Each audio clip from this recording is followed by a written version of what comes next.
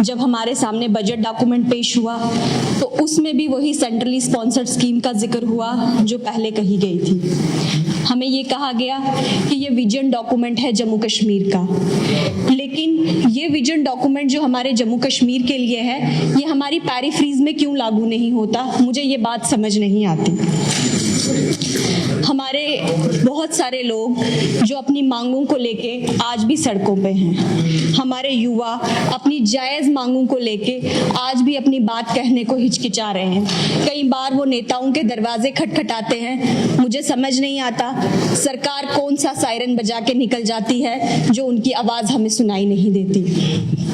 हमारे daily Vaser भाई जो हमारी फाइलों को चलाने से लेकर हमारे मेज़ पे पानी पहुंचाने तक हर जगह हमारे डेली वेजर भाई हैं, लेकिन उनकी मांगों को नहीं सुना जा रहा है। मैं सरकार से गुजारिश करूंगी कि उनकी रेगुलराइजेशन को लेके कोई पॉलिसी फ्रेम आउट करनी चाहिए और एक डिफाइंड टाइम जो है तब तक उनकी रेगुलराइजेशन जो है वो कर दें, ताकि वो आए दिन सड़कों पर हमें ना दिखें अपनी मांगों को लेके। सर, शिक्षा के बारे में ये कहा जाता है, बाबा साहब अंबेडकर कहते थे कि शिक्षा वो शेरनी का दूध है जो पिएगा वो दहाड़ेगा। लेकिन जब मैं जम्मू कश्मीर की शिक्षा व्यवस्था देखती हूँ तो सरकारी स्कूलों में केवल वही बच्चे पढ़ते हैं जिनके पेरेंट्स के पास पैसे नहीं। सर, बड़ा दुख होता है ये देख के। हमारे सत्ता पक्ष के लोग हैं, उनको बहुत बार मुझसे ये शिकवा रहता है कि मैं उनको कभी सपोर्ट नहीं करती। अगर वो शिक्षा को लेके एक ऐसा बिल लेके आए, चाहे वो नेता हो, चाहे एमएलए हो, चाहे मिनिस्टर हो, चाहे डीडीसी हो, चाहे बीडीसी हो, चाहे पंच हो, चाहे सरपंच हो, वो बिल लेके आए कि सभी के बच्चों को सरकारी स्कूलों में पढ़ना है, सभी अफसरों के बच्चों को सरकारी स्कूलों में पढ़ना है, हम उनका समर्थन करेंगे। शायद जब मैं जम्मू कश्मीर की सड़कों को देखती हूँ तो वो हालात बयां करते हैं कि जम्मू कश्मीर में हम क्या देख रहे हैं। शायद इतनी परिपक्व मैं नहीं हुई कि मैं भी सायरन बजा के निकल जाऊं और उनकी आवाज़ों को नज़रअंदाज कर दूं। खैर, ये जो भी है वो हमारी जिम्मेवारी है, चाहे एमटीएस के एम्प्लॉयज़ हों, चाहे हमारे डेली वेजर भाई हों, चाहे हमारी आंगनवाड़ी वर्कर्स हों, जिनके बारे में ये कहा गया कि हम उनकी इज्जत करते हैं, हम उनका सम्मान करते हैं, लेकिन सिर्फ सम्मान से उनका पेट नहीं भरने वाला, उनकी सैलरी को बढ़ाया जाना चाहिए। हमारे सीजनल टीचर्स जो हमारे गुज्जर भाइयों के बच्चों को पढ़ाते हैं, सर 6 महीने उनको तनख्वाह मिलती है और 6 महीने के बाद उनका कोई हिसाब नहीं होता। 6 महीने के बाद वो कैसे चलाते हैं इसको लेके कोई बात नहीं होती, कोई जिक्र नहीं किया जाता। मेहरबानी करके 6 महीने के बाद उनको किसी ना किसी स्कूल में डिप्लॉय करें ताकि उनको पूरे साल का वेतन मिल सके।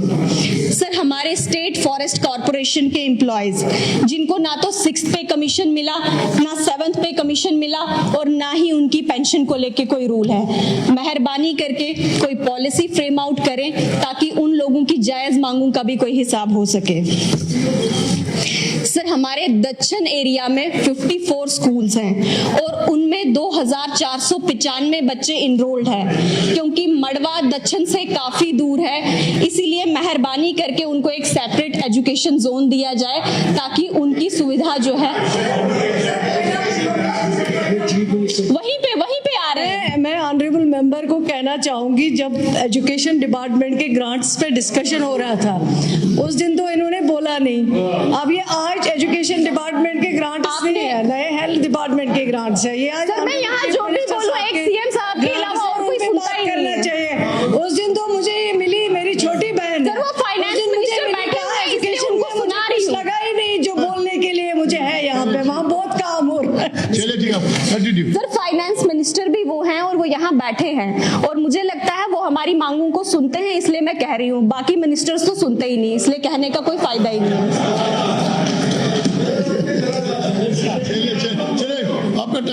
आपकी चॉइस है सर, आप रिस्पॉन्सिबल हैं हाउस चलाने के लिए, हम तो सिर्फ विपक्ष में बैठे हैं, हम अपनी मांगों को लेके आपसे बात करते हैं। अपने पॉइंट बताइए। सर, जेकेएसएसबी का एग्जाम दिया हमारे बच्चों ने, लेकिन उनकी कोई सिलेक्शन लिस्ट जारी नहीं हो रही है। सर, वो आए दिन मुझे बाहर मिलते हैं और वो मांग करते हैं मेहरबानी करके हमारा सिलेक्शन लिस्ट निकलवाइए और हमारी ज्वाइनिंग करवाइए। सर हर साल JKS का एग्जाम होता है और हर साल बच्चे जो हैं एज रिलैक्सेशन की मांग करते हैं। एक ही बारी में क्यों नहीं उनको एज रिलैक्सेशन का जो है वो उनका जो रिप्रेजेंटेशन है उसको फिलअप करके, ताकि हर बार उनको वो 35 साल का वो ना लगाना पड़े और एक ही बारी में उनके लिए कोई सोल्यूशन निकले।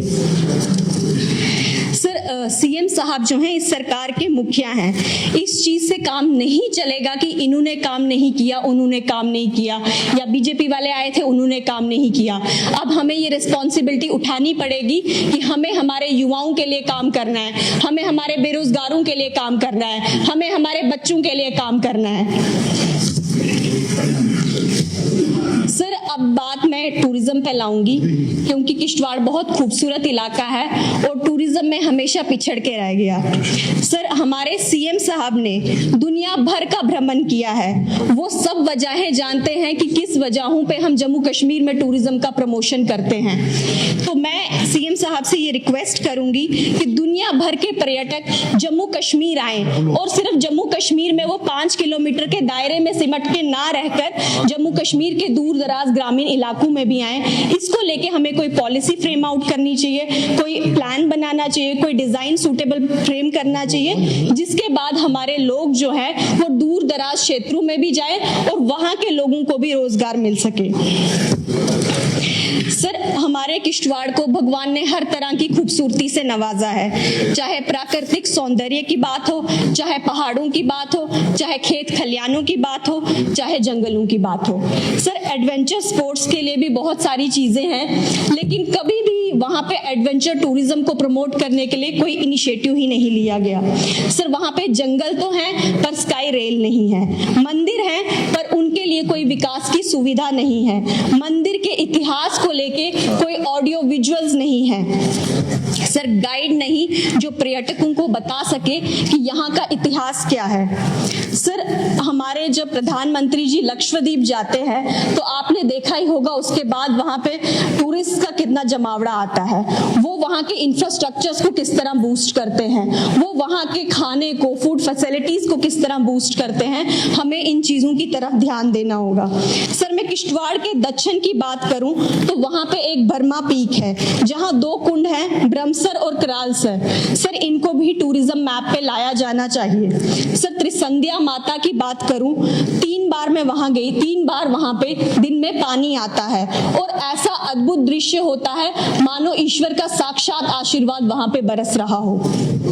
सर ऐसे खुले मैदान, उसमें पहाड़ियां और बीच में से पानी के झरने। सर इतना अद्भुत नजारा जम्मू कश्मीर में और कहीं नहीं मिलेगा, लेकिन हमेशा इन इलाकों को नकारा गया, नजरअंदाज किया गया।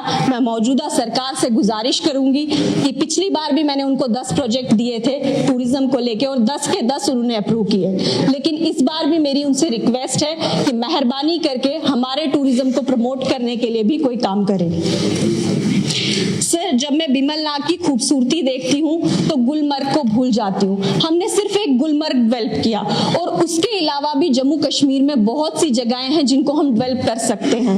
मेरी मौजूदा सरकार से गुजारिश है कि बिमलनाथ को ध्यान में रखते हुए वहां पे टूरिज्म मेला भी लगवाया जाए, वहां पे इंफ्रास्ट्रक्चर को भी बूस्ट किया जाए ताकि टूरिस्ट वहां पे आए। सर जब मैं किश्तवाड़ के परेड ग्राउंड को देखती हूँ, बीच में सरसब्ज ग्राउंड है, चारों तरफ पहाड़ी वादियां हैं जो बर्फ से ढकी हुई हैं, लेकिन मुझे बड़ा दुख होता है कि वहां पे काम करने के लिए सफाई कर्मचारी नहीं है। मेहरबानी करके वहां 10 से 12 सफाई कर्मचारी जो हैं वो लगवाए जाए। और हमारे किश्तवाड़ में सफाई कर्मचारियों को अपने सैलरी नहीं मिल रही, गवर्नमेंट से गुजारिश है कि मेहरबानी करके उनकी सैलरी जो है वो रिलीज की जाए। सर मैंने बहुत सी मांगे रखी और अंत में अपने शब्दों को विराम देने से पहले एक बात जरूर कहूंगी कि ये बातें सिर्फ सरकारी कागजों में नहीं रहनी चाहिए, ये आवंटन जमीनी सतह पे लागू हो तो क्या बात है, क्या बात है। धन्यवाद।